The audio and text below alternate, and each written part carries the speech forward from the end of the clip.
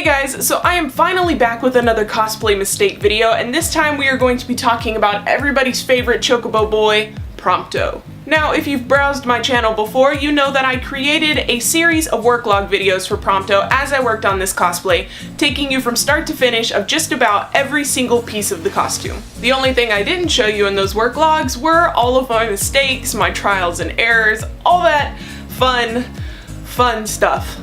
Until now. If you didn't watch my previous cosplay mistakes video, the purpose of this is to show you that no matter how long you've been cosplaying, we all still make mistakes. So mistake number one with Prompto, the studs. All of the four boys from Final Fantasy XV pretty much look like they walked off of a Harley-Davidson punk rock commercial, so their outfits are covered in all kinds of different studs and skulls and tiny little details. But for me, finding the right studs for my Prompto cosplay was probably one of the most exhausting parts of the process. My Prompto vest is made out of a very heavyweight denim, and it also has the fabric lining of the plaids on the inside, so I had to find a stud that would be able to go through all of those layers and still be secure on the vest. So the first few sets of studs I purchased I actually bought in bulk off of eBay, and the problem with doing that is the pictures can be a little misleading.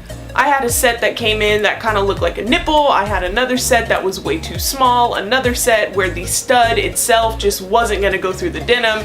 It was extremely exhausting, and by the end of the entire process, I was left with hundreds and hundreds of studs that I just don't really know what I'm going to do with. Eventually, common sense set in, and I decided to check out my local craft store's leatherworking area and found the perfect studs. The only downside was that they were a little bit more expensive than buying in bulk online, which I didn't mind because I knew they would work for what I needed, and on top of that, I wanted some gold ones, and they only came in silver. But all I had to do was spray paint about half of them, and I was finally good to go on the studs. The next mistake I made was thinking that I could actually paint that boy's shirt. First off, my hands are not that steady, and my patience is not that high. I ordered a black muscle tank top on eBay, and when it arrived, I penciled out my sketch and started painting carefully, very carefully, and after about an hour and a half, I had only painted maybe 4 or 5 lines. It was super ridiculous. On top of that, after spending all this time painting those 5 lines, I realized I had purchased the wrong style of shirt and the entire thing was basically useless. So, deciding that I don't actually hate myself that much, I jumped into Photoshop, spent even more hours creating a template, and had it custom printed. The downside of doing this is it was way more expensive than buying a tank top and buying some fabric paint and going at it, but it just saved me a whole lot of mental anxiety and stress, so in the end, I personally think it was worth it. My next mistake with this costume were the pants, and this clip is actually in the work log itself. I bought brown pants off of eBay. Everything I get is from eBay, obviously, but I bought brown pants from eBay, and they were too brown. I wanted a lighter color that I could paint on and give them a dirty, kind of worn look, so I thought I'll just bleach wash them out a little bit. I don't know if it's because they were from eBay or because they're unbranded, I don't know, but when I sprayed that bleach on there, it worked like that. It was so fast, and I started panicking because these pants turned yellow in an instant. After stripping all that dye out and washing them, I then had to soak the pants in a brown diluted bath dye, so it was almost like it defeated all the work that I had done. The dye bath did, however, give me the lighter brown I was wanting, so despite the anxiety and stress, maybe it did work out for the best. The next biggest issue, the patches. Now, I have an embroidery machine that I barely use because it is kind of a pain in the butt. So one by one, I took the Rowan Official Images, which is the brand who created these clothes and designed them, and the images from in-game, and drafted up these pattern images for the patches in Photoshop, and it took forever. After that, I had to load the images into my digitizing software, which takes a picture and turns it into a file that tells the machine, hey, here's the thing you need to do to make the thing. And then I had to make tests of every patch. I'd have to get it going,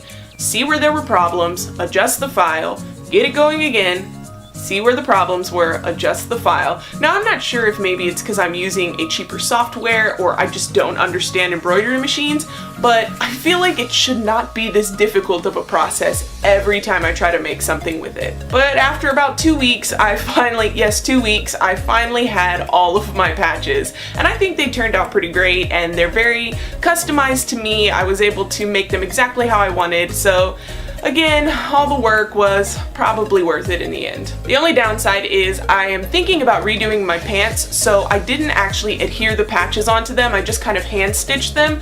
So while I was at the convention doing a photo shoot, I only got a little bit done because once I started climbing some really steep steps, the one that is around my knee broke free. So that ended my photo shoot right there. I will need to think of a better way to secure them until I get those new pants. And finally, last but definitely not least, I set my costume on fire. Not once, but twice. I decided that there was just no way his plaid skirt undershirt thingies would look super brand new, so I wanted to weather them up a bit. So I went about it with the usual methods, you know, I used fabric paint, I used a seam ripper, I kind of just tore that thing up just around the edges and gave it some battle damage so it just fit in with the vest a bit better. And instead of really thinking about what types of material I was using for those plaid skirts, I just focused on weathering it and took a lighter to the ends, and sure enough, it caught on fire. It's not too bad, but I didn't really want that much weathering, and instead of stopping at the first fire, I continued to burn the edges along the way, and I set the costume on fire again. The burn wasn't too bad at first glance, but because it had kind of damaged the other fibers in the fabric, it started splitting overnight, and I ended up with this huge gash in the skirt, and I just had no real way to fix or camouflage that. There was really no way for me to fix this, and I didn't like the way it looked, so I had to rip that entire half out. And if you watch the videos, you know I didn't just do it as a skirt, I did it as a complete undershirt,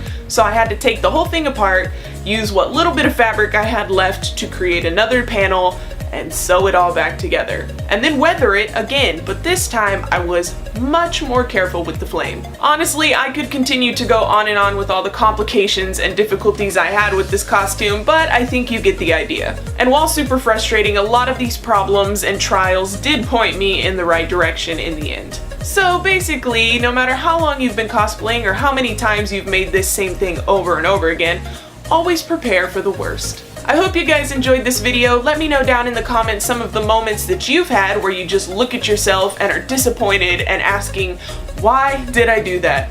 Thank you so much for watching. I will see you in the next one.